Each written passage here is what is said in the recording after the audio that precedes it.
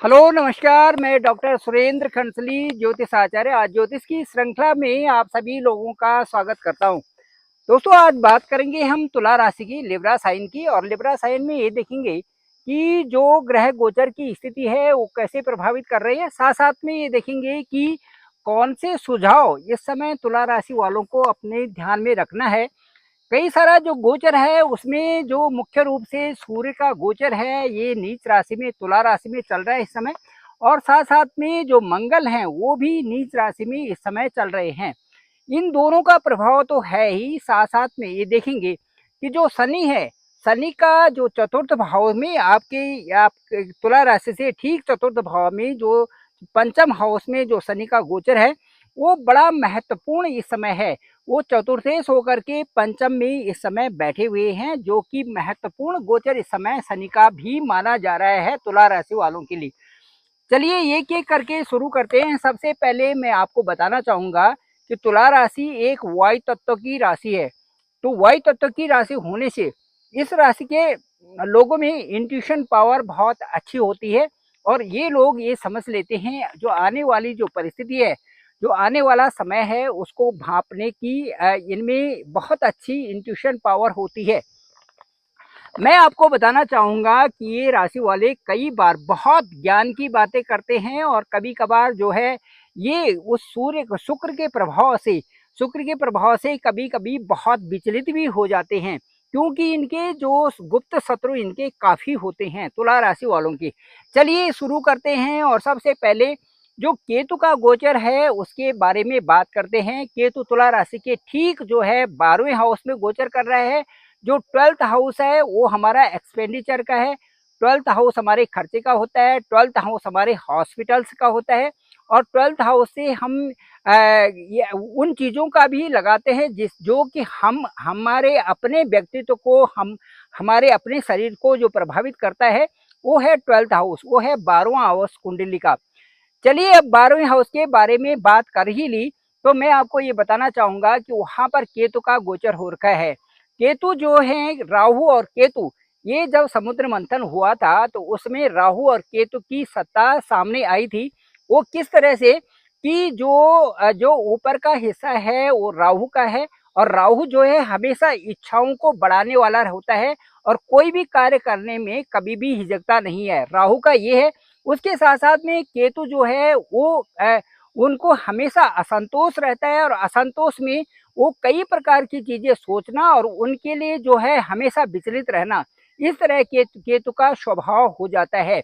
अब मैं आपको बताऊंगा यदि केतु 12वें स्थान में तुला राशि के गोचर कर रहे हैं तो उसका प्रभाव ये होगा कि जो खर्चे का स्थान है उससे संबंधित आप खर्चों के लिए भी विचलित होंगे और कई प्रकार से उलझने होंगे कि पैसे को कहाँ खर्च किया जाए। इस तरह से केतु का प्रभाव आपके ठीक 12वें हाउस में रहेगा, जिससे कि खर्चे भी बढ़ेंगे और साथ साथ में खर्चा कहाँ पर होना है कहाँ पर नहीं होना है इसमें उलझन रहेगी और साथ साथ में खर्चे भी होते जाएंगे। उसका दुष्प्रभाव भी आपके साथ में हो सकता है, इसलिए बड़ी डील और बड़ा इन्वेस्टमेंट इस अवधि में ना करें। चलिए अब बात करते हैं। आप आपके ठीक इस समय जो सूर्य है वो नीच के बैठे हुए हैं आपके ठीक जो है आपके लग्न में, तुला राशि में इस समय नीच के सूर्य बैठे हुए हैं। सूर्य का नीच होना और उस पर गुरु की दृष्टि न होना ये अच्छी बात नहीं है, क्योंकि यदि गुरु की दृष्टि कहीं पर हो जाती है तो गुरु की दृष्टि अमृत के समान हो जाती है और उससे कई प्रकार के कार्य हमारे सिद्ध हो जाते हैं, उनको करने में कोई भी दिक्कत नहीं होती। परंतु यहाँ पर सूर्य नीच के बैठे हुए हैं तुला राशि में। और जो सूर्य का जो ठीक ठीक जो राहु और जो राहु है और ठीक जहाँ पर बृहस्पति गोचर कर रहे हैं, इन दोनों में षडाष्टक इस समय बन रहा है। और ठीक जो है आपके आपके जहाँ पर सूर्य बैठे हुए हैं और जहाँ पर गुरु हैं, इन दोनों में इस समय जो दृष्टि न होने से षडाष्टक योग बना हुआ है, 6-8 का यहाँ पर बना हुआ है। सूर्य से ठीक जो है अष्टम भाव में गुरु बैठे हुए हैं। तो इस तरह से प्रभाव इस समय दिखा जा रहा है। इसीलिए तुला राशि वालों को जो ये 1 महीने की ये अवधि है इसमें बड़ा सतर्क साथ से इस समय रहना है। बड़े बड़े जो इन्वेस्टमेंट नहीं करने हैं और अपने खर्चों पर नियंत्रण रखना है, ये जरूर हो गया। साथ साथ में आपको अपने स्वास्थ्य का भी ध्यान रखना है, अलर्ट रहना है और किसी तरह से भी क्योंकि गुरु 8th हाउस में है, इसीलिए गुरु का 8th हाउस में जाना कई प्रकार से प्रॉब्लम्स को भी क्रिएट कर देता है। इंडाइजेशन सिस्टम है, यूट्रस सिस्टम है, जननांग है या स्किन संबंधी प्रॉब्लम्स, क्योंकि राहु भी इस समय ठीक आपके 6ठे हाउस में गोचर कर रहे हैं। इन समस्याओं को लेते हुए, इन सारी चीज़ों को लेते हुए सावधानी से समय का पालन करना है और बढ़िया सा रहना है। अच्छी अच्छी डाइट लें, रिच डाइट लें, अच्छा खाना खाएं, बॉइल्ड पानी लें। ये सब करके आप एक अच्छी अच्छी हेल्थ की तरफ आगे बढ़ेंगे। अच्छा, चलिए अब बात करते हैं शनि की। शनि आपके ठीक जो है पंचम हाउस में बैठे हुए हैं, चतुर्थेश होकर के पंचम में बैठे हुए हैं। शनि का इस समय बहुत परिपक्व जो है एक बैलेंस आपके लाइफ में बना हुआ है। शनि जो है आपके लग्जरियस चीज़ों से संबंधित है, सुख स्थान से संबंधित है, और शनि बैठे हुए हैं ठीक जो है पंचम हाउस में संतान से संबंधित। और जो आपके जितने भी आप ये ले सकते हैं कि त्रिकोण में बैठना, जो जो जो जो आपके जो केंद्र का अधिपति त्रिकोण में बैठना, ये अच्छी बात होती है। तो ये सारी चीज़ों को मजबूत स्थिति दिखाता है। आपके सुख स्थान से संबंधित जो भी आपने चीज़ें परचेज करनी है, जो आपको चाहिए उनसे संबंधित, और संतान से संबंधित आपका ये बहुत अच्छा इसमें प्रभाव है। लेकिन साथ साथ में ये देखेंगे कि चतुर्थ स्थान में इस समय सूर्य नीच की जो पंचम स्थान है वहाँ पर सूर्य की दृष्टि है। साथ साथ में मंगल भी जो है नीच के हो जाएंगे 20 अक्टूबर से, और मंगल का जो प्रभाव होगा वहाँ से सीधे पंचम हाउस पर मंगल का प्रभाव, वहाँ से दुष्प्रभाव देखा जा सकता है। तो ये तो लग्न पर होगा, और दूसरा पंचम स्थान में होगा।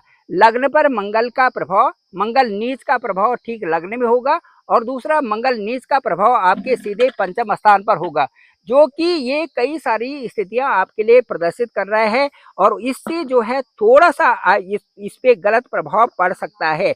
इसलिए आपको जो तुला राशि वाले लोग हैं उनसे मैं कहना चाहूँगा वो सावधान रहें, किसी तरह से उलझे नहीं किसी से, तो ज़्यादा अच्छा रहेगा, और उनसे एक अच्छा प्रभाव भी आपका देखा जा सकता है।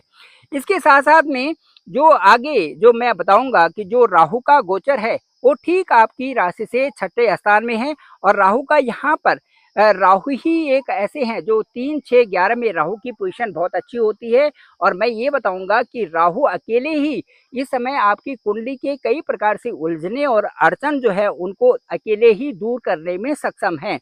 इसके साथ साथ में आपके लिए जो बहुत अच्छा गोचर है वो माना जा रहा है आपके लिए शुक्र का गोचर। ठीक 12 अक्टूबर से शुक्र आपकी तुला राशि में द्वितीय स्थान में जाएंगे, और द्वितीय स्थान में जो शुक्र का गोचर होगा ये एक बहुत ही अच्छा गोचर होगा। और मैं ये समझता हूँ कि यहाँ से वो स्वग्रही अपने ही जो स्थान को, अष्टम स्थान को यहाँ से देखेंगे शुक्र, तो ये बहुत ही सुंदर एक गोचर माना जा रहा है। स्वग्रही होकर के यहाँ पर द्वितीय भाव में बैठे हुए हैं, तो ये एक बहुत अच्छा आपके लिए गोचर माना जा रहा है, और ये अमृत के समान है इस समय तुला राशि वालों के लिए। तो मैं कहना चाहूँगा कि जहाँ जहाँ पर आपको सतर्क रहना है वहाँ पर जरूर रहिए। स्वास्थ्य से संबंधित आपको सतर्क रहने की जरूरत है ही, और उसके साथ साथ में जो जो मंगल का और जो सूर्य का जो नीच का प्रभाव है, इनसे आप सतर्क भी रहें, और साथ साथ में ये कई दिशाओं में आपके लिए उन्नति के लिए भी सार्थक होंगी। धन्यवाद, बहुत बहुत धन्यवाद। मैं डॉक्टर सुरेंद्र खंसली, ज्योतिष आचार्य। मेरा डिस्क्रिप्शन पे नंबर है 9868280191। आप मुझे डायरेक्ट कॉल भी कर सकते हैं, मैं आपका कॉल पिक करूंगा, और आपकी जो जन्म कुंडली है उसको एनालिसिस करेंगे, और उसमें देखेंगे कि ग्रह गोचर की स्थिति कहाँ पर है, उनसे अनुकूल प्रभाव कब पड़ रहा है, और आपकी दशाएं और अंतर्दशाएं क्या है, उनसे आपको बताएंगे कि आपकी दशा और अंतर्दशा में किन किन स्थानों की है और वो किस तरह से इम्पैक्ट उसमें दिखा रहा है। इन सब का विश्लेषण करते हुए आपसे एक बात करेंगे, और कोडेली उन सभी चीज़ों को डिस्कस करते हुए आपकी कुंडली का एक संक्षिप्त विवरण आपको बताएंगे। केवल वही लोग जो बहुत नीडी हैं वो मुझे कॉल कर सकते हैं। एक दिन में 2-3 कुंडलियाँ मैं देखता हूँ, वो भी रैंडम तरीके से, और उन्हीं को देख करके उनसे पूर्णतः संतुष्ट जब बन जाते हैं सामने लोग, तो उसी को एक नीडी लोगों को दिखाया जा सकता है। Thank you very much. मैं डॉक्टर सुरेंद्र खंसली, ज्योतिष आचार्य। और इसी तरह से मेरा जो ये ब्लॉग है, ये वीडियो है, इसको आप लिंक दूसरे लोगों तक भेजें, सब्सक्राइब करें, लाइक करें, शेयर करें, कमेंट्स करें, और सब्सक्राइब जरूर करें, ताकि बहुत लोगों तक इसकी जानकारी हो सके। Thank you very much. आप सभी लोगों का आभार, आप सभी लोगों का धन्यवाद।